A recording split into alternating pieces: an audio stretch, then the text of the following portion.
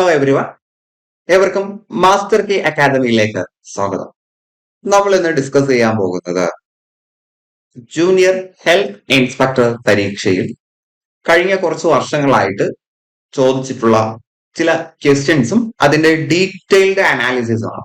വെറുതെ ചോദ്യങ്ങൾ പറഞ്ഞ് അതിന് ഉത്തരം പറഞ്ഞു പോവുക മാത്രമല്ല, ഓരോ ചോദ്യവും ആ ചോദ്യത്തിന്റെ പിന്നിലുള്ള ഉദ്ദേശവും ഓപ്ഷൻസിൽ തന്നിരിക്കുന്ന ചില കാര്യങ്ങൾ നമ്മൾ കൂടുതൽ ഡീറ്റെയിൽ ആയിട്ട് അറിയേണ്ടതുണ്ടെങ്കിൽ അതും എല്ലാം കൃത്യമായിട്ട് പറഞ്ഞാണ് നമ്മൾ പോകുന്നത്.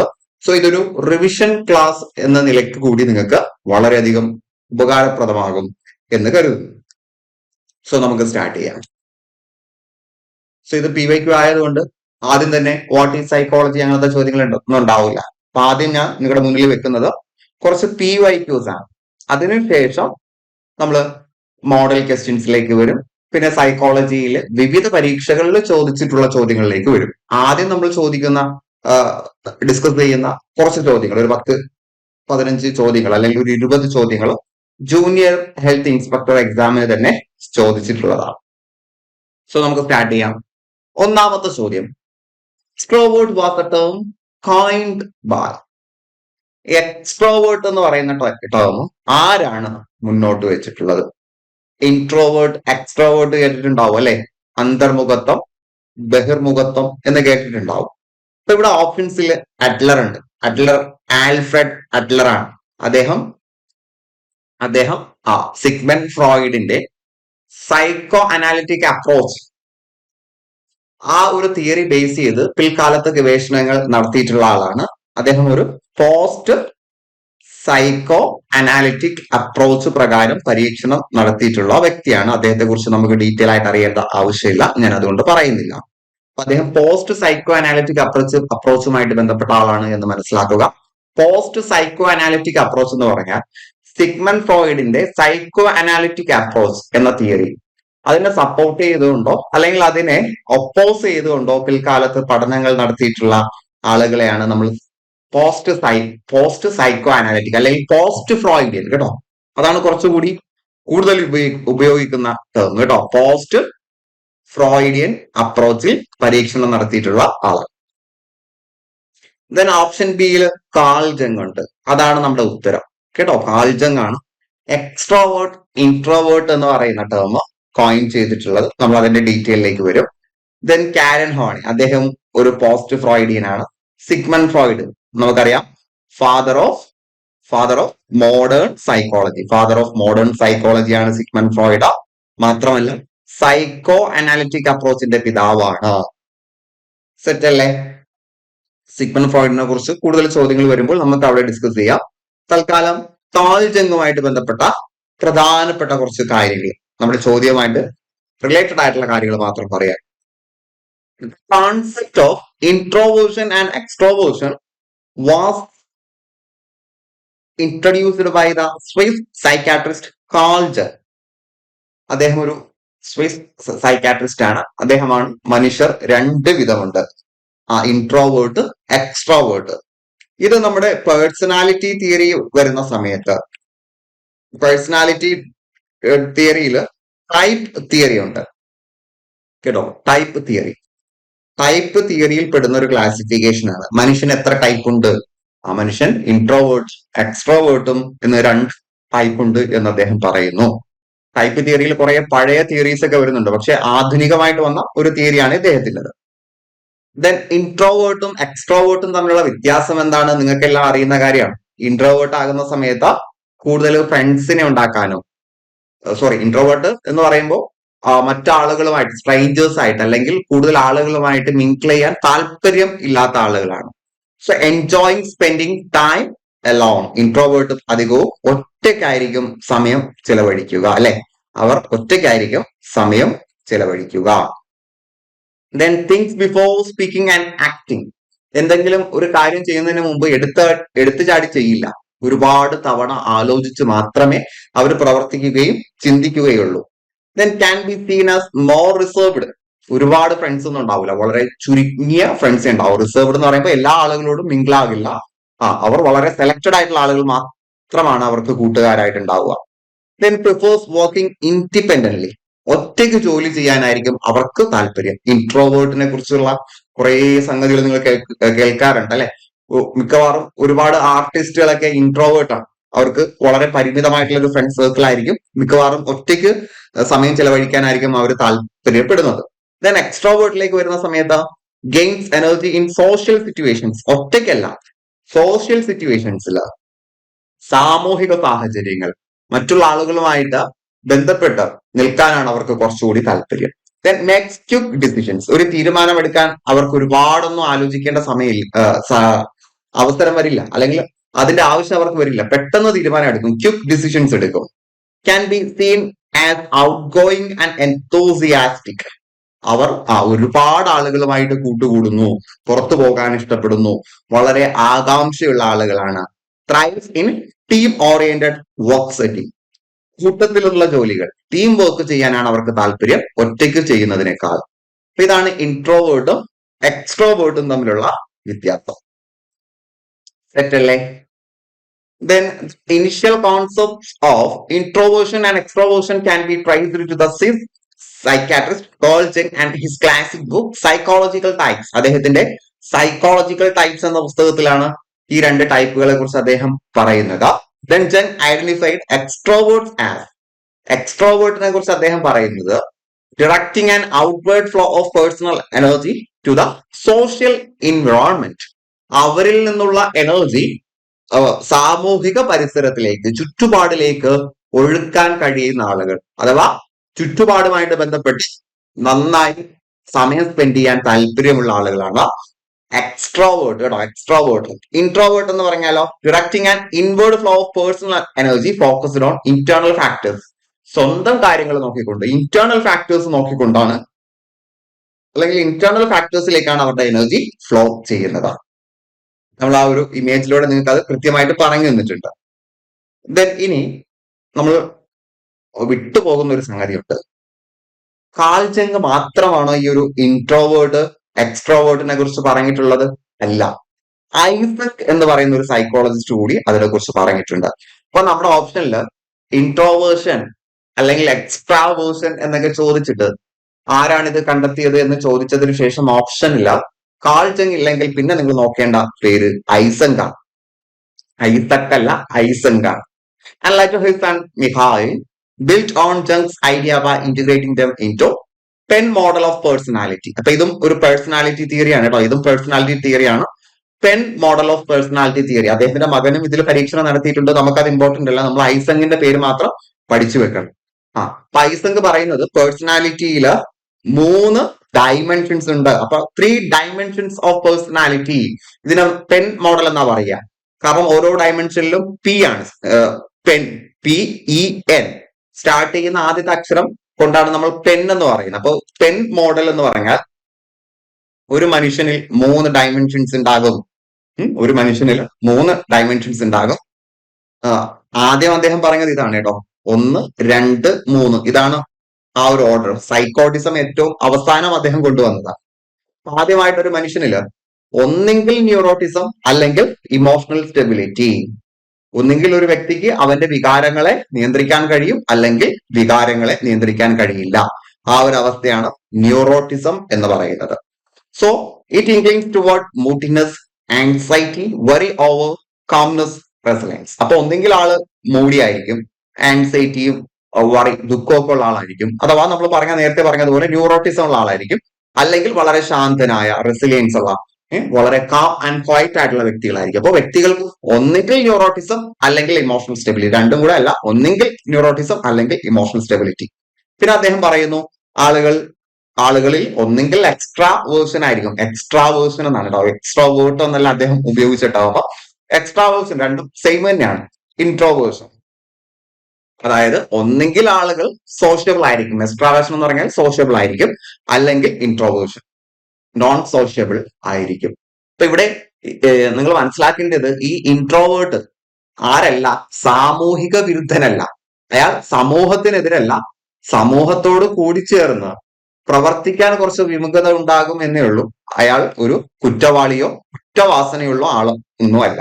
So tending towards sociable, energetic and outgoing rather than quiet, reserved and reflective.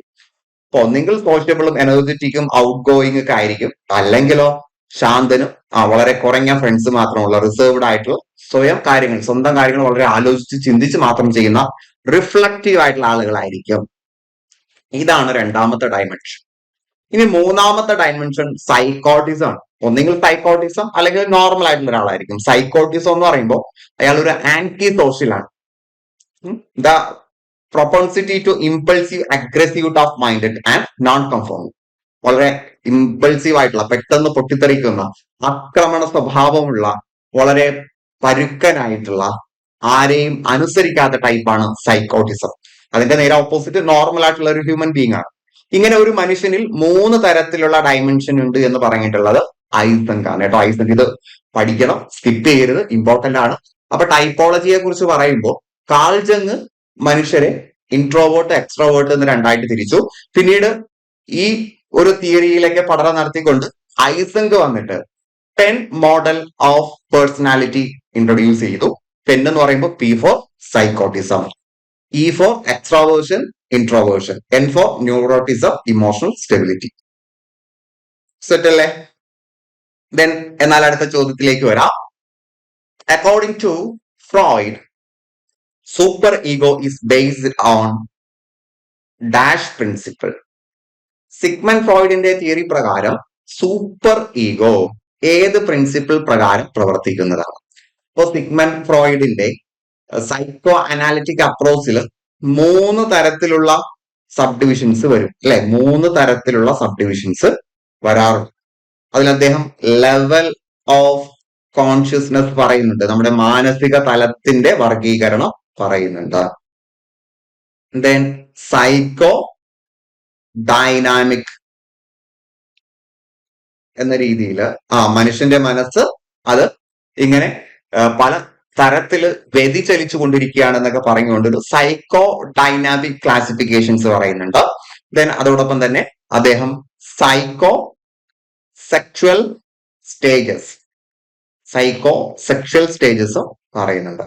അപ്പൊ ഇതില് സൈക്കോ ഡൈനാമിക്കുമായിട്ട് ബന്ധപ്പെട്ട് അദ്ദേഹം പറയുന്നതാണ് നമ്മുടെ മനുഷ്യന്റെ മനസ്സിനുള്ളിൽ ഈഗോ, സൂപ്പർ ഈഗോ, ഇത്, ഇങ്ങനെ 3 ഫാക്ടേഴ്സ് ഉണ്ട്. ഇവ 3ഉം പ്രവർത്തിക്കുന്നത് വ്യത്യസ്ത പ്രിൻസിപ്പിൾസ് അനുസരിച്ചാണ്. സൂപ്പർ ഈഗോ പ്രവർത്തിക്കുന്നത് മൊറാലിറ്റി പ്രിൻസിപ്പിളിനനുസരിച്ചാണ്. ഓപ്ഷൻ സി ആണ് ഉത്തരം. അഥവാ ധാർമ്മികതയിൽ ഊന്നിക്കൊണ്ടാണ്, ധാർമ്മികപരമായിട്ടുള്ള കാര്യങ്ങൾ ചിന്തിച്ച് ധാർമ്മികപരമായി പ്രവർത്തിക്കാനാണ് സൂപ്പർ ഈഗോ നമ്മളെ പ്രേരിപ്പിക്കുന്നത്. ഇനി അതേപോലെ തന്നെ നമ്മുടെ മനസ്സിൽ പ്ലഷർ പ്രിൻസിപ്പിൾ, സുഖതത്വത്തിന്റെ മേൽ പ്രവർത്തിക്കുന്നതുണ്ട്. അത് ഇതാണ് നമ്മുടെ മാനസിക ഘടകമായ മനുഷ്യന്റെ മാനസിക സ്ട്രക്ചർ ഓഫ് മൈൻഡ് എന്നൊക്കെ നമുക്ക് വേണമെങ്കിൽ പറയാം. നമ്മുടെ മാനസിക ഘടകമായിട്ടുള്ള ഇത് എന്ത് ചെയ്യുന്നു? മനുഷ്യന് സുഖമുള്ളത് ചെയ്യാൻ പ്രേരിപ്പിക്കുന്നു. ദെൻ ഈഗോ, നമ്മൾ സാധാരണ പറയുന്ന ഈഗോ അല്ല, അവന് ഈഗോയാണ് എന്നൊക്കെ പറയുന്ന ഒരു ഈഗോ അല്ല. ഈ ഈഗോയുടെ അർത്ഥം മനുഷ്യന്റെ അഹം എന്ന അർത്ഥത്തിനാണ്, സെൽഫ്. ഇത് റിയാലിറ്റി പ്രിൻസിപ്പിളിൽ ഊന്നിയാണ് പ്രവർത്തിക്കുന്നത്, അഥവാ യാഥാർത്ഥ്യ തത്വം. ഓക്കെ അല്ലെ? സോ നമുക്ക് അത് ജസ്റ്റ് ഒന്ന് നോക്കാം. വളരെ ഇമ്പോർട്ടന്റ് ആയിട്ടുള്ള ഒരു സാധനമാണ്, സിഗ്മണ്ട് ഫ്രോയിഡിന്റെതാണ് അല്ലെ? So Freud psycho analysis theory, Sigmund ഫ്രോയിഡിന്റെതാണ് സൈക്കോ അനാലിസിസ് തിയറി എന്ന് പറയുന്നത്. Sigmund Freud was the father of psycho analysis. അത് വളരെ ഇമ്പോർട്ടന്റ് ആയിട്ടുള്ള ഒരു പോയിന്റ് ആണ്. ഫാദർ ഓഫ് സൈക്കോ അനാലിസിസ് എന്നറിയപ്പെടുന്നത് സിഗ്മണ്ട് ഫ്രോയിഡ് ആണ്. എന്താണ് psycho analysis? A theory of how the mind works and a method of helping people in mental distress. എങ്ങനെയാണ് നമ്മുടെ മനസ്സ് പ്രവർത്തിക്കുന്നത്, അതേപോലെ മാനസിക ബുദ്ധിമുട്ട് നേരിടുന്ന ആളുകളെ എങ്ങനെ ചികിത്സിക്കാം, അപ്പൊ മാനസിക ബുദ്ധിമുട്ട് നേരിടുന്ന ആളുകളെ എങ്ങനെ ചികിത്സിക്കാം എന്നും സൈക്കോ അനാലിസിസ് തിയറിയിൽ പറയുന്നു. അപ്പൊ സൈക്കോ അനാലിസിസ് തിയറിയിൽ പറയുന്നത് മനുഷ്യന്റെ മനസ്സ് എങ്ങനെ പ്രവർത്തിക്കുന്നു, മാനസിക ബുദ്ധിമുട്ടുള്ള ആളുകളെ എങ്ങനെ ചികിത്സിക്കാം എന്നീ കാര്യങ്ങളാണ്. So these theories suggest that human behavior is influenced by unconscious memories, thoughts and urges. ഈ ഒരു തിയറി പ്രകാരം സിഗ്മണ്ട് ഫ്രോയിഡ് മനുഷ്യന്റെ മനസ്സിന്റെ മാനസിക തലത്തെ കോൺഷ്യസ്, സബ് കോൺഷ്യസ്, അൺകോൺഷ്യസ് ഇങ്ങനെ 3ആയിട്ട് തരംതിരിക്കുന്നുണ്ട്. ഈ കോൺഷ്യസ് മൈൻഡ് എന്ന് പറയുമ്പോൾ നമുക്ക് നമ്മുടെ നിയന്ത്രണത്തിലുള്ള, നമ്മുടെ ഓർമ്മയിലുള്ള കാര്യങ്ങളൊക്കെയാണ് അതിനകത്ത് ഉണ്ടാവുക. നിങ്ങൾ പഠിക്കുന്ന സമയത്ത് പഠിക്കുന്ന കാര്യങ്ങൾ കോൺഷ്യസ് മൈൻഡിലാണ് പോകേണ്ടത്, എന്നാലേ നിങ്ങൾക്ക് സമയത്ത് അത് ഓർത്തെടുക്കാൻ കഴിയുകയുള്ളൂ. ഇനി അൺകോൺഷ്യസ് എന്ന് പറഞ്ഞാല് നമുക്ക് ഓർത്തെടുക്കാൻ കഴിയില്ല. നമ്മുടെ മനസ്സിൽ അൺകോൺഷ്യസ് എന്ന് പറയുന്ന തലത്തിലേക്ക് ഒരു കാര്യം പോയി കഴിഞ്ഞാൽ നമുക്ക് ഓർത്തെടുക്കാൻ കഴിയില്ല. ചിലപ്പോൾ നമ്മളെ വേദനിപ്പിക്കുന്ന കാര്യങ്ങൾ അൺകോൺഷ്യസ് മൈൻഡിലേക്ക് പോയി കിടക്കും. അത് നമുക്ക് ഓർത്തെടുക്കാൻ കഴിയില്ല, പക്ഷെ നമുക്കത് ബുദ്ധിമുട്ടുകൾ ഉണ്ടാക്കും. ഇങ്ങനെ അൺകോൺഷ്യസ് മൈൻഡിൽ പോയി മറഞ്ഞു കിടക്കുന്ന വേദനിപ്പിക്കുന്ന ഓർമ്മകളാണ് ഒരു മനുഷ്യനില് മാനസിക പ്രശ്നങ്ങൾ ഉണ്ടാക്കുന്നത് എന്നാണ് സിഗ്മണ്ട് ഫ്രോയിഡ് പറയുന്നത്.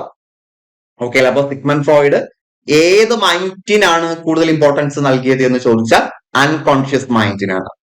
Then Freudian theory postulates that adult personality is made up of 3 aspects. അപ്പൊ അദ്ദേഹം പറയാണ് ഒരു മുതിർന്ന മനുഷ്യന്റെ വ്യക്തിത്വം 3 ആസ്പെക്റ്റുകൾ കൊണ്ടാണ് നിർമ്മിച്ചിരിക്കുന്നത്.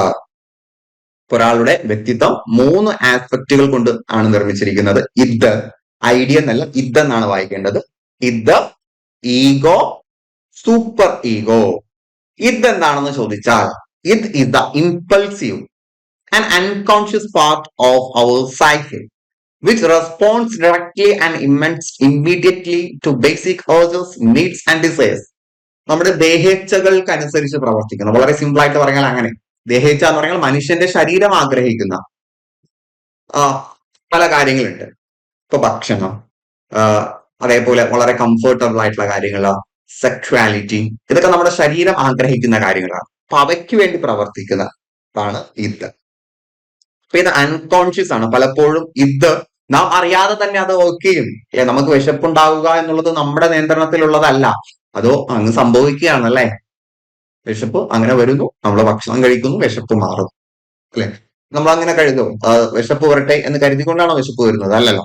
സോ ഇത് അൺകോൺഷ്യസ് പാർട്ട് ഓഫ് അവർ സൈക്കെ. സൈക്കെ എന്ന് പറഞ്ഞാൽ മനസ്സ്, കേട്ടോ. ഇനി ഈഗോ എന്ന് പറയുമ്പോൾ it is the portion of the human personality which is experienced as A self or I. ഞാൻ എന്നെ കുറിച്ച്, ഞാൻ എന്ന് പറയുന്നു, എന്റെ സെൽഫ് എന്ന് പറയുന്ന സാധനം ഉണ്ടല്ലോ, അതാണ് ego. And in contact with the external world through perception. എനിക്ക് പുറം ലോകമായിട്ട് എന്റെ മനസ്സ് ബന്ധപ്പെട്ടിരിക്കുന്നത് ഈഗോയിലാണ്. അപ്പൊ കറക്റ്റ് നമ്മുടെ ഒരു മനസ്സെന്ന് പറയുന്ന ഈഗോയാണ്. എക്സ്റ്റേണൽ വേൾഡിനനുസരിച്ച്, യാഥാർത്ഥ്യം അനുസരിച്ച് പെരുമാറുന്നത് ഈഗോയാണ്. It is the conscious part of the mind. അപ്പൊ മനസ്സിന്റെ കോൺഷ്യസ് പാർട്ട് അത് പഠിച്ചു വെക്കണം. ചില ആളുകൾ അത് ഫോക്കസ് ചെയ്യാറില്ല. അപ്പൊ ഇത് അൺകോൺഷ്യസ് പാർട്ടാണ്. കാരണം അവിടെ വരുന്ന കാര്യങ്ങൾ ചിലപ്പോൾ നമ്മൾ അറിയാതെ ആയിരിക്കും വരിക. എന്നാൽ ഈഗോ എന്ന് പറയുന്നത് കൃത്യമായിട്ട് നമുക്ക് ധാരണയുള്ള സംഗതിയാണ്. അത് നമ്മുടെ conscious part of the mind ആണ്. That regulates emotional drives. അത് നമ്മുടെ വൈകാരിക നിലയെ നിയന്ത്രിക്കുന്നുണ്ട്. Then super ego. Super ego എന്ന് പറയുന്നത് it is ethical component of the personality. പേഴ്സണാലിറ്റിയിലെ എത്തിക്കൽ കോമ്പണന്റ്, ശരി തെറ്റുകളെ കുറിച്ച് പറയുന്ന, മൊറാലിറ്റിയെ കുറിച്ച് ശ്രദ്ധിക്കുന്നതാണ്. The moral standards by the ego operates. ഇപ്പൊ ഈഗോയിലൂടെ പ്രവർത്തിക്കുന്ന മോറൽ സ്റ്റാൻഡേർഡ് നോക്കിക്കൊണ്ട് അതനുസരിച്ച് നിൽക്കുന്നതാണ് എന്ത് എന്ന് പറയുന്നത്? Super ego. സെറ്റ് അല്ലേ? അപ്പൊ അത് പഠിച്ചു വെക്കുക. ഇതാണ് മനസ്സിന്റെ 3 തലങ്ങൾ: conscious mind, unconscious mind, then ഇവിടെ ഒരു സബ് കോൺഷ്യസ് മൈൻഡ് കൂടിയുണ്ട്, കേട്ടോ. ദെൻ ഇതെന്ന് പറയുന്നത് ആളുകൾക്ക് കാണാൻ കഴിയുന്നത്. ദെൻ സൂപ്പർ ഈഗോ 2 തലത്തിലുണ്ട്, കോൺഷ്യസിലും ഉണ്ട്, അൺകോൺഷ്യസിലും ഉണ്ട്. ദെൻ ഈഗോ എന്ന് പറയുന്നത് അത് കൂടുതൽ കോൺഷ്യസിലാണ് ഉണ്ടാവുക. നിങ്ങൾ ജസ്റ്റ് അത് ഈഗോ, ഇത് സൂപ്പർ ഈഗോ, അത് ഏത് പ്രിൻസിപ്പിൾ അനുസരിച്ച് പ്രവർത്തിക്കുന്നു എന്നുള്ളത് ഓർത്തിരുന്നാൽ മതി. സെറ്റ് അല്ലേ? ദെൻ അടുത്തൊരു ചോദ്യത്തിലേക്ക് വരാം. The period of storm and stress. Storm and stress. Period എന്ന് പറയുമ്പോൾ ഒരു മനുഷ്യന്റെ ജീവിത കാലഘട്ടത്തെ നമ്മൾ പല പീരീഡ് ആയിട്ട് തരംതിരിക്കാറുണ്ട്. അതില് സ്റ്റോം ആൻഡ് സ്ട്രെസ്, കൊടുങ്കാറ്റിന്റെയും സമ്മർദ്ദങ്ങളുടെയും കാലഘട്ടം എന്നറിയപ്പെടുന്നത് ഏത് പീരീഡാണ്? കൊടുങ്കാറ്റുകളുടെയും സമ്മർദ്ദങ്ങളുടെയും. ഇപ്പൊ ഓപ്ഷൻസിൽ അഡൽട്ട്ഹുഡ് ഉണ്ട്, അഡോളസൻസ് ഉണ്ട്, ബേബിഹുഡ് ഉണ്ട്, ചൈൽഡ്ഹുഡ് ഉണ്ട്. ഇതിൽ മനസ്സിലാക്കുക, അഡൽട്ട്ഹുഡ് എന്ന് പറഞ്ഞാൽ യൗവനമാണ്, അല്ലെ? ഒരു 20 വയസ്സിന് മുകളിലാണ് യൗവനം വരുന്നത്. അഡോളസൻസ് എന്ന് പറഞ്ഞാൽ കൗമാരം, 12 മുതൽ ഏകദേശം 20 അല്ലെങ്കിൽ 18 വരെയാണ്. ബേബിഹുഡ് ശൈശവമാണ്, കുട്ടിക്കാലമാണ്. അത് 0 മുതൽ 2 വയസ്സ് വരെയാണ്. ചൈൽഡ്ഹുഡ് എന്ന് പറഞ്ഞാൽ കുട്ടിക്കാലമാണ്. കുട്ടിക്കാലം എന്ന് പറയുമ്പോൾ 3 വയസ്സ് മുതൽ 12 വയസ്സ് വരെയാണ്. അപ്പൊ ഇതില് നമ്മുടെ മനുഷ്യന്റെ മനസ്സുകളിലും മനുഷ്യന്റെ ചിന്തകളിലും ഒരുപാട് പൊട്ടിത്തെറികളൊക്കെ ഉണ്ടാകുന്ന പ്രായം നമുക്കറിയാം കൗമാരമാണ്. അപ്പൊ കൗമാരത്തിൽ അത്തരം പൊട്ടിത്തെറികൾ ഉള്ളത് കൊണ്ട് തന്നെയാണ് കൗമാരത്തെ സ്റ്റോം ആൻഡ് സ്ട്രെസ്, കൊടുങ്കാറ്റുകളുടെയും സമ്മർദ്ദങ്ങളുടെയും കാലഘട്ടം എന്നറിയപ്പെടുന്നത്. കൃത്യമായിട്ട് ഓർത്തു വെക്കുക. മാത്രമല്ല, ഒരു കുട്ടി അവന്റെ കുട്ടിക്കാലത്ത് നിന്നും അഡൽട്ട്ഹുഡിലേക്ക് അഥവാ മുതിർന്ന ഒരു വ്യക്തിയിലേക്ക് മാറുന്ന ട്രാൻസിഷൻ പീരീഡ് കൂടിയാണ് അഡോളസൻസ്. അപ്പൊ അഡോളസൻസ് ട്രാൻസിഷൻ പീരീഡ് ആണ് എന്ന് കൂടി മനസ്സിലാക്കുക, അല്ലെ? ട്രാൻസിഷൻ പീരീഡ് കൂടിയാണ് അഡോളസൻസ് എന്ന് മനസ്സിലാക്കുക. സെറ്റ് അല്ലേ? ദെൻ ഈ ഒരു വിശേഷണം കൊടുത്തിട്ടുള്ള ഒരു സൈക്കോളജിസ്റ്റ് ഉണ്ട്, അദ്ദേഹത്തിന്റെ പേര് കൂടി നിങ്ങൾ പഠിക്കണം. The storm and stress view of adolescence popularized by G. Stanley Hall. സാധാരണ പരീക്ഷകളിലൊക്കെ ചോദിക്കുന്നതാണ്. സ്റ്റാൻലി ഹോൾ ആണ് ഈ ഒരു വിശേഷണം കൊടുത്തിട്ടുള്ളത് കേട്ടോ. അപ്പൊ ഹാളിലിരിക്കുന്ന സമയത്ത് ഭയങ്കര കാറ്റാണ് എന്ന് ഓർത്താൽ മതി കേട്ടോ. ഹാളിലിരിക്കുന്ന സമയത്ത് ഭയങ്കര കാറ്റും, പിന്നെ നമ്മൾ ഹാളിലിരിക്കുമ്പോൾ ഭയങ്കര നമുക്കൊരു സ്ട്രെസ് ആണ്, അല്ലെ? ഒരു സ്ഥലത്ത് അടങ്ങിയിരിക്കുമ്പോൾ ഒരു സ്ട്രെസ്സും ഭയങ്കര കാറ്റുമാണ് എന്ന് ഓർത്തിരിക്കുക. Then describe it as a period of turmoil. Turmoil എന്ന് പറഞ്ഞാൽ ചുഴലിക്കാറ്റ് എന്ന അർത്ഥത്തിനാണ്. ഒരു ചുഴലിക്കാറ്റിന്റെ സമയം. Characterized by emotional instability. കാരണം ഈ പ്രായത്തില് ഒരു മനുഷ്യന് വൈകാരിക സ്ഥിരത ഉണ്ടാവില്ല, ഇമോഷൻസ് മാറി മറിഞ്ഞുണ്ടാകും, സംഘർഷങ്ങൾ ഉണ്ടാകും, ഇൻക്രീസ്ഡ് സെൻസിറ്റിവിറ്റി കൂടുതലായിരിക്കും, പെട്ടെന്ന് പൊട്ടിത്തെറിക്കും. And often marked by decreased self control. ആത്മനിയന്ത്രണം കുറവുള്ള സമയമായിരിക്കും ഇത്. So the storm and stress view suggests that adolescence is a time of significant emotional and behavioral changes. അഡോളസൻസിൽ വളരെ പ്രധാനപ്പെട്ട വൈകാരിക മാറ്റങ്ങളും സ്വഭാവ മാറ്റങ്ങളും ഉണ്ടാകുന്ന സമയമാണ്. ഇൻക്ലൂഡിങ് ഇൻക്രീസ്ഡ് കോൺഫ്ലിക്ട്സ് വിത്ത് പാരന്റ്സ്. മാതാപിതാക്കളിൽ നിന്നും കുട്ടികൾ അകലുന്ന സമയം ഇതാണ്. ആൻഡ് അതോറിറ്റി ഫിഗേഴ്സ്, ഇതേപോലെ മറ്റ് അതോറിറ്റി ഫിഗേഴ്സ്, കുട്ടികളുടെ മേൽ ഡൊമിനേറ്റ് ചെയ്യുന്ന, കുട്ടിയുടെ മേൽ അധികാരം സ്ഥാപിക്കാൻ ശ്രമിക്കുന്ന മറ്റു വ്യക്തികൾ, മുതിർന്ന ആളുകൾ, ടീച്ചേഴ്സ്, ഇവരിൽ നിന്നെല്ലാം കുട്ടികൾ അകലുന്ന ഒരു സമയമാണ് അഡോളസൻസ്. ആൻഡ് മൂഡ് ഡിസ്ട്രപ്ഷൻസ്, അല്ലെ? മൂഡ് സ്വിങ്സ് ഒക്കെ ഉണ്ടാകുന്ന, പൊട്ടൻഷ്യാലിറ്റി, റിസ്ക് ടേക്കിംഗ് ബിഹേവിയേഴ്സ് ഒക്കെ ഉണ്ടാകുന്ന ഒരു സമയമാണ്.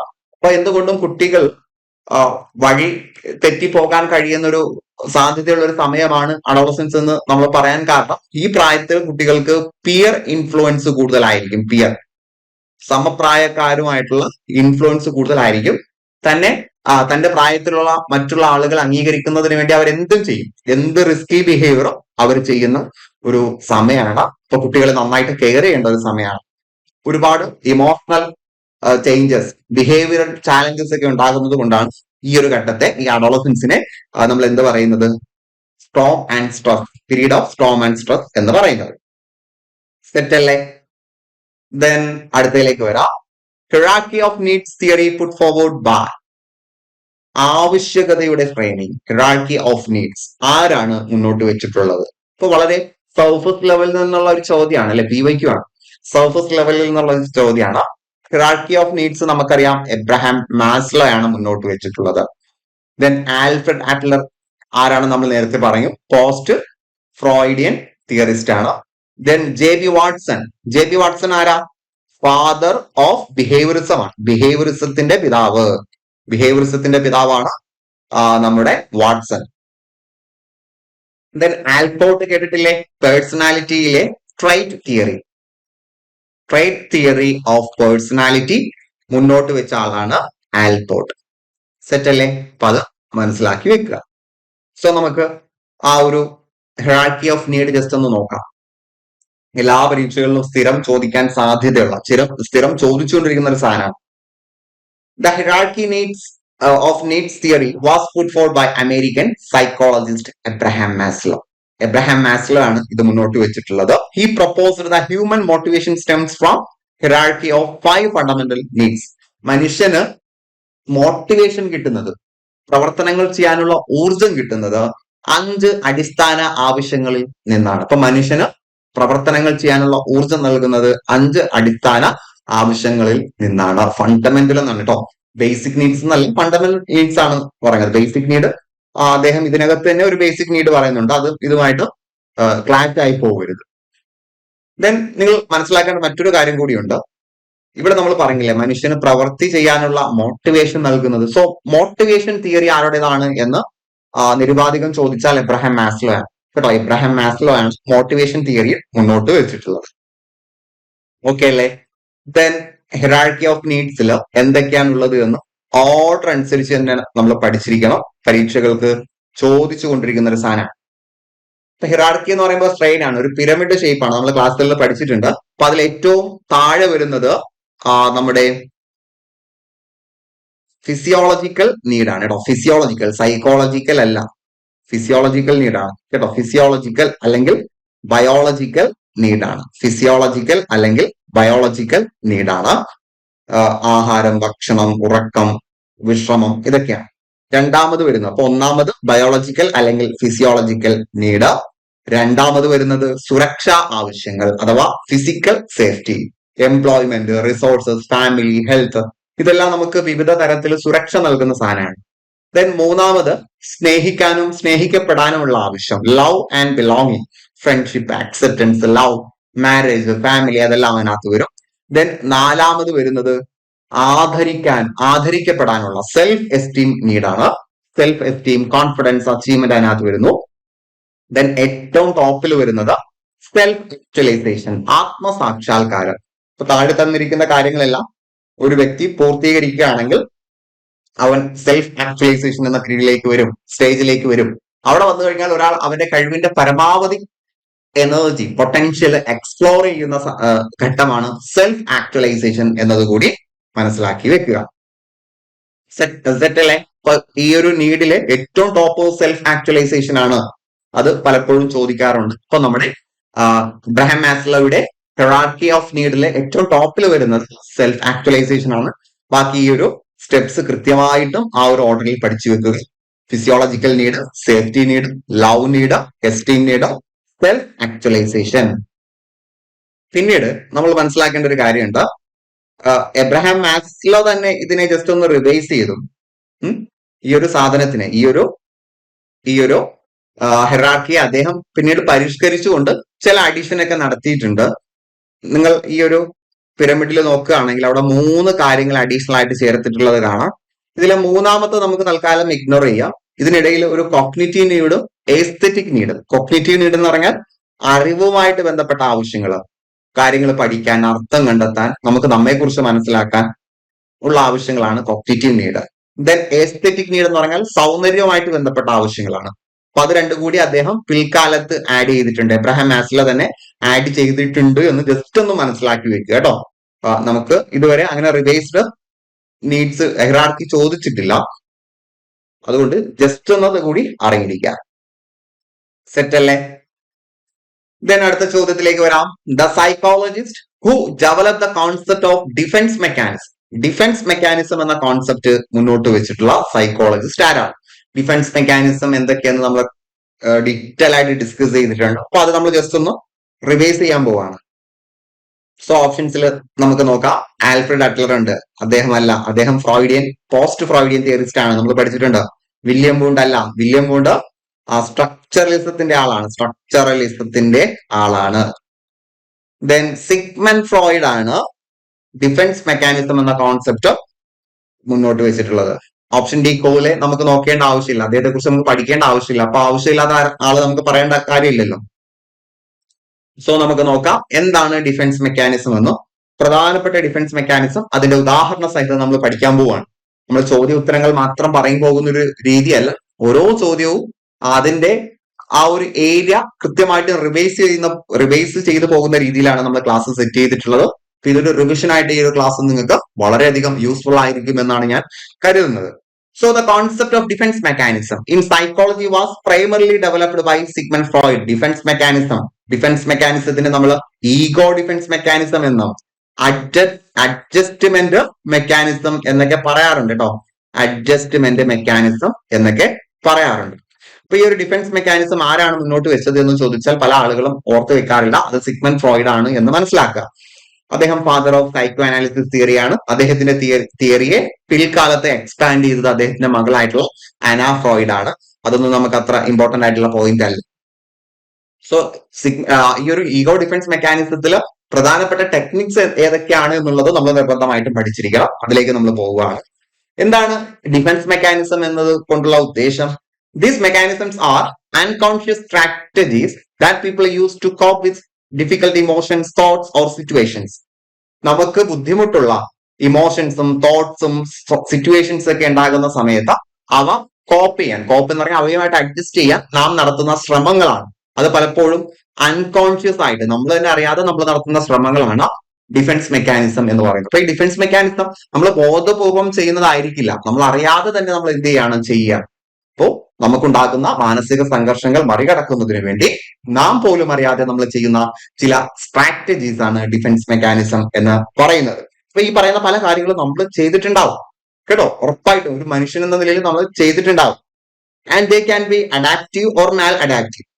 ഇപ്പൊ ഡിഫൻസ് മെക്കാനിസം ഒന്നെങ്കിൽ നമ്മുടെ മുന്നിൽ വരുന്ന സാഹചര്യത്തെ കൃത്യമായിട്ട് ബാലൻസ് ചെയ്ത് കൊണ്ടുപോകുന്നത്, അതാണ് അഡാപ്റ്റീവ്, അല്ലെങ്കിൽ മാൽ അഡാപ്റ്റീവ്. അത് കാരണം നമുക്ക് എന്ത് ചെയ്യാൻ കഴിയില്ല, സാഹചര്യത്തെ പൊരുത്തപ്പെട്ടു പോകാൻ കഴിയില്ല, നമ്മൾ അതുകൊണ്ട് അതിനെ റിജക്ട് ചെയ്യും. ഇപ്പൊ ഒന്നെങ്കിൽ സാഹചര്യവുമായിട്ട് അഡ്ജസ്റ്റ് ചെയ്ത് പോകും, അല്ലെങ്കിൽ ആ ഒരു സിറ്റുവേഷനെ റിജക്ട് ചെയ്ത് പോകുന്ന തരത്തിലായിരിക്കും. അപ്പോ ഡിഫൻസ് മെക്കാനിസം അഡാപ്റ്റീവോ മാൽ അഡാപ്റ്റീവോ ആകാം, ചിലപ്പോൾ ഓപ്ഷനിൽ ഉണ്ടാകും. ഡിഫൻസ് മെക്കാനിസം എല്ലായ്പ്പോഴും അഡാപ്റ്റീവ് ആയിരിക്കും. അഡാപ്റ്റീവ് എന്ന് പറഞ്ഞാൽ അതിനെ നമ്മൾ അഡ്ജസ്റ്റ് ചെയ്ത് സ്വീകരിക്കുന്നതാണ്. എപ്പോഴും അങ്ങനെ അഡ്ജസ്റ്റ് ചെയ്ത് സ്വീകരിക്കണമെന്നില്ല, ചിലപ്പോൾ നമ്മൾ അതിനെ എന്ത് ചെയ്യും, റിജക്ട് ചെയ്യും, depending on the context and frequency of the use.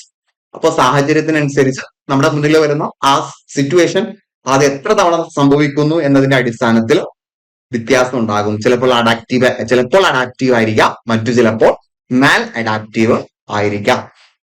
Set അല്ലേ? സോ കുറച്ച് ഡിഫൻസ് മെക്കാനിസവും അതിന്റെ എക്സാമ്പിളും ഞാൻ ഇങ്ങനെ കോളത്തിൽ കൊണ്ടുവന്നിട്ടുണ്ട്. കൃത്യമായിട്ടും പഠിക്കുക, ഉദാഹരണ സഹിതം തന്നിരിക്കുകയാണ്, തന്നെ പഠിച്ചു പോകണം. ഡിനയൽ, ഡിഫൻസ് മെക്കാനിസം ആയിട്ടുള്ള ഡിനയൽ. ഡിനയൽ എന്ന് പറഞ്ഞാൽ എന്താ? നിഷേധം എന്നാണ് മലയാളത്തിൽ നമ്മൾ പറയാം. Refuses to accept a painful reality. ഒരു അപ്രിയ സത്യം അംഗീകരിക്കാതിരിക്കുക. എനിക്ക് ഇഷ്ടമില്ലാത്തൊരു കാര്യം സംഭവിച്ചു, പക്ഷെ ഞാൻ എന്ത് ചെയ്യാണ്, അങ്ങനെ ഒരു കാര്യം സംഭവിച്ചിട്ടേ ഇല്ല എന്ന് അഭിനയിക്കുകയാണ്. Pretending as if it does not exist. അങ്ങനെ ഒരു കാര്യം നടന്നിട്ടേ ഇല്ല. ഇതിനാണ് ഡിനയൽ എന്ന് പറയുന്നത്. സോ അതിന്റെ എക്സാമ്പിൾ നമുക്ക് നോക്കാം.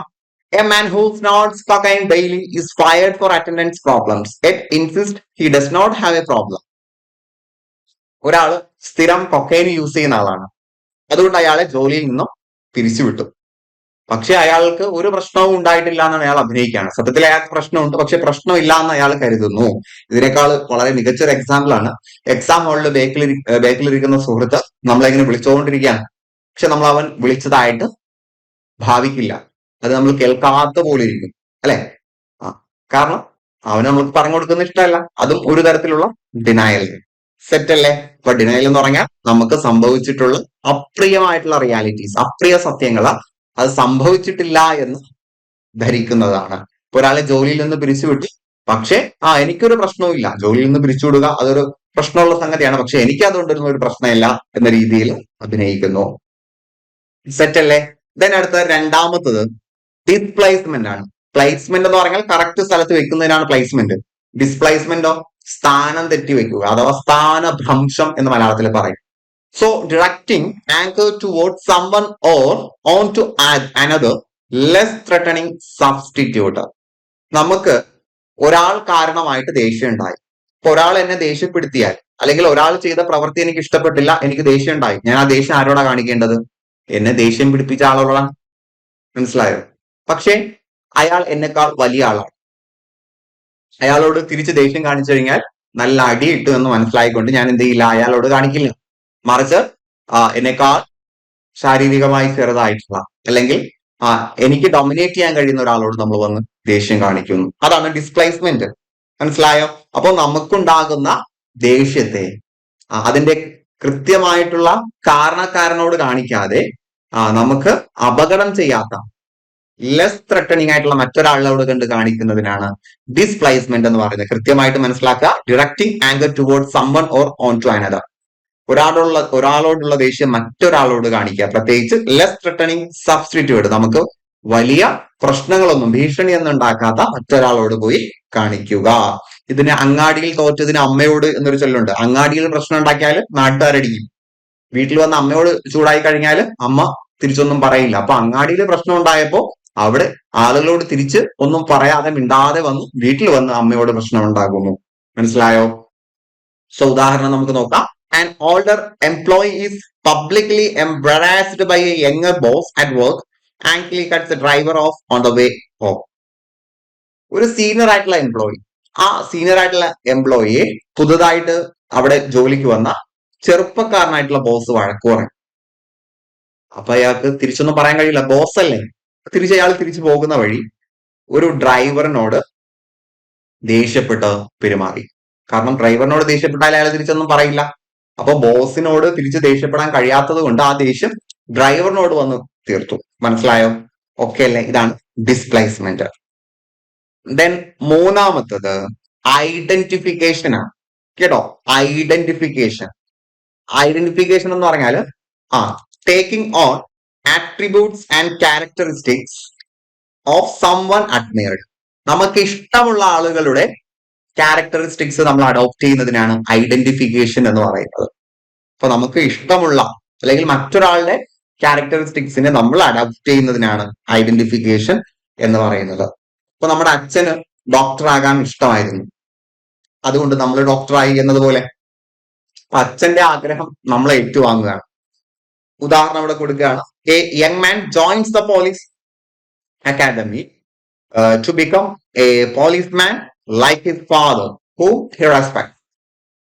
ഒരു ചെറുപ്പക്കാരൻ താൻ ഏറ്റവും അധികം ബഹുമാനിക്കുന്ന തന്റെ അച്ഛൻ പോലീസുകാരനാണ്. അപ്പൊ തന്റെ അച്ഛൻ പോലീസുകാരനായതുകൊണ്ട് അച്ഛനോടുള്ള ബഹുമാനം കൊണ്ട് അവനും പോലീസുകാരനാകുന്നു. ഇതാണ് ഐഡന്റിഫിക്കേഷൻ. അപ്പൊ നമ്മൾ ബഹുമാനിക്കുന്ന ഒരാളുടെ ക്യാരക്ടറിസ്റ്റിക്സ് നമ്മൾ ടേക്ക് ഓൺ ചെയ്യുന്നതിനാണ് ഐഡന്റിഫിക്കേഷൻ എന്ന് പറയുന്നത്.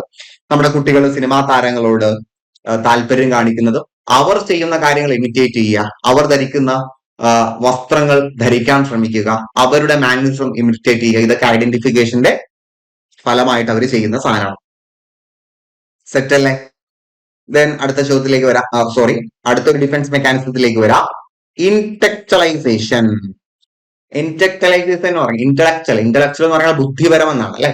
So excessive focus on logic and reason to avoid the feelings associated with a situation. നമ്മളെ വേദനിപ്പിക്കുന്ന ഒരു സാഹചര്യം ഉണ്ടായപ്പോൾ അതിന്റെ വേദനയെ കുറിച്ച് ചിന്തിക്കാതെ അതിന്റെ ലോജിക്കിനെ കുറിച്ച് ചിന്തിക്കുക, അതിന്റെ പിന്നിലെ കാരണത്തെ കുറിച്ച് ചിന്തിക്കുക. അതിനാണ് ഇന്റലക്ച്വലൈസേഷൻ എന്ന് പറയുന്നത്. മനസ്സിലായോ? അപ്പൊ നമുക്ക് ഒരു പ്രശ്നം ഉണ്ടായി, ആ പ്രശ്നം ഉണ്ടാകുമ്പോൾ അതിനെക്കുറിച്ച് ഓർത്ത് ദുഃഖിക്കാതെ അതിന്റെ പിന്നിലെ കാരണത്തെ കുറിച്ച്, ലോജിക്കിനെ കുറിച്ച് ചിന്തിക്കുന്നതിനാണ് ഇന്റലക്ച്വലൈസേഷൻ എന്ന് പറയുന്നത്. അപ്പൊ ഇന്റലക്ച്വൽ എന്ന് പറഞ്ഞാൽ ബുദ്ധിയാണ്. അപ്പൊ നമുക്ക് ഇമോഷൻ ഉണ്ടാകുന്നതിന് പകരം നമ്മുടെ ബുദ്ധിയെ ഉപയോഗിക്കുന്നു എന്ന് ഓർത്തിരുന്നാൽ മതി. അതിന്റെ ഉദാഹരണം നോക്കാം. An executive who has cancer recused all studies and blood work and discuss in detail with her doctor as if she were speaking about someone else. ഒരാൾക്ക് ക്യാൻസർ ഉണ്ടായ സമയത്ത് അയാൾ എനിക്ക് അസുഖമുണ്ടായി എന്നോർത്ത് ദുഃഖിക്കാതെ അയാള് ക്യാൻസറിന്റെ റിസൾട്ടുകളും ക്യാൻസർ രോഗത്തെക്കുറിച്ചും രോഗം ഉണ്ടാകാനുള്ള കാരണത്തെക്കുറിച്ചും ദെൻ അതിന്റെ പരിഹാര മാർഗങ്ങളെ കുറിച്ചും ഇങ്ങനെ ഡീറ്റെയിൽ ആയിട്ട് ഒരു റിസർച്ച് പോലെ സംസാരിക്കുക. അയാൾ സംസാരം കേട്ടാൽ തോന്നിപ്പോകും അയാൾ ആ ഒരു വിഷയവുമായിട്ട് ബന്ധപ്പെട്ട് എന്തോ പരീക്ഷണം നടത്തുകയാണ്, അല്ലെങ്കിൽ മറ്റൊരാളെ കുറിച്ചാണ് സംസാരിക്കുന്നത്. ഇതിനാണ് ഇന്റലക്ച്വലൈസേഷൻ എന്ന് പറയുന്നത്. മനസ്സിലായോ? അപ്പൊ ഇന്റലക്ച്വലൈസേഷൻ എന്ന് പറഞ്ഞാൽ ഒരു സാഹചര്യം അനുസരിച്ച് നമ്മൾ ഇമോഷൻസ് പ്രകടിപ്പിക്കാതെ അതിന്റെ പിന്നിലെ യുക്തി അല്ലെങ്കിൽ കാരണത്തെ കുറിച്ച് ചികഞ്ഞ് അന്വേഷിക്കുന്നതിനാണ് ഇന്റലക്ച്വലൈസേഷൻ. അപ്പൊ ഇമോഷനിൽ നിന്ന് രക്ഷപ്പെടാൻ വേണ്ടി നമ്മൾ ചെയ്യുന്നതാണ് അതൊക്കെ. ദെൻ അടുത്തതാണ് പ്രൊജക്ഷൻ. കേട്ടോ, കൃത്യമായിട്ട് മനസ്സിലാക്കുക. Attributing to others feelings unacceptable to self. മറ്റൊരാളുടെ ഫീലിങ്സ് അത് വേറൊരാൾക്ക് കൊണ്ടുവന്ന് പ്രൊജക്ട് ചെയ്യുന്നതിനാണ് പ്രൊജക്ഷൻ എന്ന് പറയുന്നത്. Attributing to others feelings unacceptable to self. മറ്റൊരാളിൽ ഉണ്ടാകുന്ന നമുക്ക് സ്വീകരിക്കാൻ കഴിയാത്ത ചില കാര്യങ്ങളെ സെൽഫിലേക്ക് പ്രൊജക്ട് ചെയ്യുന്നതിനാണ് പ്രൊജക്ഷൻ എന്ന് പറയുന്നത്. ഇത് ഇങ്ങനെ മാത്രമല്ല, നമുക്കൊരു ഇഷ്ടമില്ലാത്തൊരു കാര്യം അതിന്റെ ഉത്തരവാദി മറ്റൊരാളാണ് എന്ന് നമ്മൾ പ്രൊജക്ട് ചെയ്യുക, ആരോപിക്കുക. അതാണ് പ്രൊജക്ഷൻ. മനസ്സിലായോ? So a group therapy client strongly dislikes another member but claims that it is the member who dislikes her. അപ്പൊ നമ്മുടെ കുറവിനെ മറ്റൊരാളുടെ മേൽ ചാർത്തി കൊടുക്കുക. വളരെ സിമ്പിൾ ആയിട്ട് നമുക്ക് അങ്ങനെ പറയാം. പ്രൊജക്ഷൻ എന്ന് പറഞ്ഞാൽ നമ്മുടെ ഒരു കുറവിനെ മറ്റൊരാളുടെ മേൽ ചാർത്തി കൊടുക്കുക. അതിനൊരു ഉദാഹരണമാണ് ഒരു ക്ലയന്റ്. ആ ക്ലയന്റിന് മറ്റൊരു മെമ്പറിനെ ഇഷ്ടമല്ല, പക്ഷെ അയാൾ പറയുന്നത് അയാളാണ് എന്നോട് ഇങ്ങനെ കാണിക്കുന്നത്, അയാളാണ് എന്നോട് ഇഷ്ടക്കേട് കാണിക്കുന്നത്. ഇത് മിക്കവാറും അടി ഉണ്ടാകുമ്പോൾ നമ്മൾ പറയുന്നതാണ് അല്ലെ. സത്യത്തിൽ നമ്മളായിരിക്കും അവിടെ അടി തുടങ്ങി വെക്കുന്നത്. പക്ഷെ നമ്മൾ പറയും ഞാനല്ല പ്രശ്നം ഉണ്ടാക്കിയത്, അവനാണ് പ്രശ്നം ഉണ്ടാക്കിയത്, എനിക്കൊരു പ്രശ്നമില്ല. സത്യത്തിൽ നമുക്കാണ് പ്രശ്നം, നമ്മളായിരിക്കും അവിടെ ആ ഒരു അടി തുടങ്ങി വെക്കുന്നത്. സോ പഠിച്ചു വെക്കുക, പ്രൊജക്ഷൻ എന്ന് പറഞ്ഞാൽ നമ്മുടെ ഒരു അൺഅക്സെപ്റ്റബിൾ ആയിട്ടുള്ള ബിഹേവിയറിന്റെ കാരണം, നമ്മുടെ ഉള്ളിലുള്ള അല്ലെങ്കിൽ നാം പ്രവർത്തിക്കുന്ന ഒരു അൺഅക്സെപ്റ്റബിൾ ആയിട്ടുള്ള ബിഹേവിയർ അത് നാം അല്ല പ്രവർത്തിച്ചത്, മറ്റൊരാളാണ്. അപ്പൊ നമ്മുടെ കുറവിനെ മറ്റൊരാളുടെ മേൽ പ്രൊജക്ട് ചെയ്യുന്നതിനാണ് പ്രൊജക്ഷൻ എന്ന് പറയുന്നത്. സെറ്റ് അല്ലേ? ദെൻ അടുത്തത് സബ്ലിമേഷൻ ആണ്. സബ്ലിമേഷൻ എന്ന് പറഞ്ഞാൽ redirecting unacceptable feelings or rights into an acceptable channel. നമുക്ക് ഒരു അൺഅക്സെപ്റ്റബിൾ ആയിട്ടുള്ള ഒരു ഫീലിംഗ് ഉണ്ട്, അതിനെ അക്സെപ്റ്റബിൾ ആയിട്ടുള്ള മറ്റൊരു മാർഗത്തിലേക്ക് മാറ്റുക. അപ്പൊ നമ്മുടെ ഉള്ളില് അല്ലെങ്കിൽ നമ്മുടെ ഉള്ളില് സമൂഹം മോശമായിട്ട് കാണുന്ന എന്തോ ഒരു സംഗതി ഉണ്ട്, അതിനെ സമൂഹം അംഗീകരിക്കുന്ന മറ്റൊരു പ്രവൃത്തിയായിട്ട് മാറ്റുന്നതിനാണ് സബ്ലിമേഷൻ എന്ന് പറയുന്നത്. ഒന്നുകൂടി, സബ്ലിമേഷൻ എന്ന് പറഞ്ഞാൽ നമ്മുടെ ഭാഗത്ത് നിന്ന് സമൂഹത്തിന് ഇഷ്ടമില്ലാത്ത എന്തോ ഒരു ഇമോഷൻ അല്ലെങ്കിൽ ഒരു പ്രവൃത്തി ഉണ്ട്, അത് സമൂഹം അംഗീകരിക്കുന്ന ഒരു തരത്തിലേക്ക് അതിനെ മാറ്റുന്നതിനാണ് സബ്ലിമേഷൻ എന്ന് പറയുന്നത്. നമുക്കിവിടെ നോക്കാം. A mother of a child killed in a drive by shooting becomes involved in legislative change for gun laws and gun violence. ഇപ്പൊ ഒരു അമ്മ, ആ അമ്മയുടെ മകള് എന്ത് ചെയ്തു, എങ്ങനെയോ വെടിയേറ്റ് മരിച്ചു. അപ്പൊ ആ അമ്മ എന്ത് ചെയ്യുന്നു, അത് ആ അമ്മയെ സംബന്ധിച്ച് മുറിവുണ്ടാക്കുന്ന സംഗതിയാണ്, അല്ലെ വേദനിപ്പിക്കുന്ന സംഗതിയാണ്. അങ്ങനെ ആ അമ്മ ഈ ഒരു തോക്ക് ഉപയോഗിക്കുന്ന നിയമങ്ങൾക്കെതിരെ പോരാടി, അതിൽ മാറ്റം വരുത്തുന്നതിന് വേണ്ടി പോരാടി. ഇതാണ് സബ്ലിമേഷൻ എന്ന് പറയുന്നത്. ഇതിൽ നമ്മൾ സാധാരണ വളരെ ക്ലാസിക്കലായിട്ട് പറയുന്ന എക്സാമ്പിള് കുട്ടികളില്ലാത്ത കപ്പിൾസ് ഒരു കുറവായിട്ടാണ് സമൂഹം കാണുന്നത്. ആ കുറവ് മറികടക്കുന്നതിന് വേണ്ടി അനാഥരായിട്ടുള്ള കുട്ടികളുടെ വിദ്യാഭ്യാസ ചെലവ് ഏറ്റെടുക്കുക. അപ്പൊ സമൂഹം പറയും കുട്ടികളില്ലെങ്കിൽ എന്താ, അവർ മറ്റുള്ള കുട്ടികളെ സഹായിക്കുന്നുണ്ടല്ലോ എന്ന് പറയും. ഇപ്പൊ സമൂഹത്തിൽ കുറവായിട്ട് കരുതുന്ന എന്തോ ഒന്ന് നമ്മളുണ്ട്, അതിനെ മറികടക്കുന്നതിന് വേണ്ടി സമൂഹം നല്ലതായിട്ട് അംഗീകരിക്കുന്ന ഒരു പ്രവൃത്തി ചെയ്യുക, അതിനാണ് സബ്ലിമേഷൻ എന്ന് പറയുന്നത്. സെറ്റ് അല്ലേ? ഇതിനടുത്തത് റിയാക്ഷൻ ഫോർമേഷൻ എന്ന് പറഞ്ഞാൽ expressing an opposite feeling from what is actually felt or is considered undesirable. നമുക്ക് തോന്നുന്ന ഇമോഷന്റെ നേരെ ഓപ്പോസിറ്റ് പ്രകടിപ്പിക്കുന്നതിനാണ് റിയാക്ഷൻ ഫോർമേഷൻ എന്ന് പറയുന്നത്.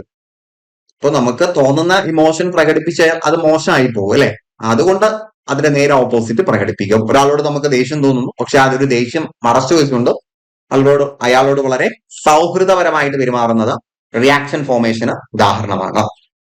So John who despise Jeremy, ജോണിന് ജെറമിയെ ഇഷ്ടമല്ല, പക്ഷെ greets him warmly and offers him food and beverages and special attention. പക്ഷെ അയാളെ കാണുന്ന സമയത്ത് അയാൾക്ക് ഭക്ഷണം കൊടുക്കുന്നു, ഗുഡ് മോർണിംഗ് പറയുന്നു, നല്ല രീതിയിൽ സ്വാഗതം ചെയ്യുന്നു, ഒക്കെ ചെയ്യുന്നു. ഇതിനാണ് റിയാക്ഷൻ ഫോർമേഷൻ. അയാളോട് വെറുപ്പ് ഉളവാക്കുന്ന രീതിയിൽ പെരുമാറിക്കഴിഞ്ഞാൽ സമൂഹം ജോണിനെ മോശക്കാരനായിട്ട് കാണും. അതുകൊണ്ടാണ് അയാൾ അത് മറച്ചു വെച്ചുകൊണ്ട് അതിന്റെ നേരെ ഓപ്പോസിറ്റ് ആയിട്ട് ബിഹേവ് ചെയ്യുന്നത്. സോ നമുക്ക് ഫീൽ ചെയ്യുന്ന ഇമോഷൻസിന്റെ നേരെ ഓപ്പോസിറ്റ് ബിഹേവ് ചെയ്യുന്നതിനാണ് റിയാക്ഷൻ ഫോർമേഷൻ എന്ന് പറയുന്നത്. സെറ്റ് അല്ലേ? ഓക്കെ അല്ലേ? ദെൻ അടുത്ത ചോദ്യത്തിലേക്ക് വരാം. Name the fifth psychiatrist who divided personalities into two extrovert and two types, extrovert and introvert. നമ്മൾ നേരത്തെ പറഞ്ഞതാണ്, വീണ്ടും റിപ്പീറ്റ് ആയിട്ട് ചോദിച്ചാണ്ടോ, അത് മറ്റൊരു ഹെൽത്ത് ഇൻസ്പെക്ടർ എക്സാമിന് തന്നെ ചോദിച്ച ചോദ്യമാണ്. ഏത് ഫിഫ്ത് സൈക്കാട്രിസ്റ്റ് ആണ് നമ്മുടെ എക്സ്ട്രോവേർട്ട് ഇൻട്രോവേർട്ട് എന്ന രണ്ട് ടൈപ്സ് പേഴ്സണാലിറ്റി കൊണ്ടുവന്നിട്ടുള്ളത്? ആരാണ്? കാൾ ജങ് ആണ് അല്ലെ, കാൾ ജങ് ആണ്. ഓക്കെ അല്ലേ? സെറ്റ് അല്ലേ? സോ കാൾ ജങ്ങുമായിട്ട് ബന്ധപ്പെട്ട കുറച്ച് കാര്യങ്ങൾ നമുക്ക് പറയാനുണ്ട്, അത് നമുക്ക് അടുത്തൊരു ക്ലാസ്സിൽ ഡിസ്കസ് ചെയ്യാം. സോ ഫ്രണ്ട്സ്, നന്നായിട്ട് പഠിക്കുക, ഈ ഒരു റിവിഷൻ ക്ലാസ് നന്നായിട്ട് നിങ്ങൾ ഉപയോഗപ്പെടുത്തുക. ഇതിൽ നിന്ന് തന്നെ നിങ്ങൾക്ക് എക്സാമിന് മിക്ക ചോദ്യങ്ങളും ചോദിക്കും എന്ന് നമുക്ക് പ്രതീക്ഷിക്കാം. സോ ഇതിന്റെ തുടർന്നുള്ള ക്വസ്റ്റ്യൻസുമായിട്ട് നമുക്ക് അടുത്തൊരു ക്ലാസ്സിൽ വീണ്ടും കണ്ടുമുട്ടാം. അതുവരേക്കും wish you good and good bye.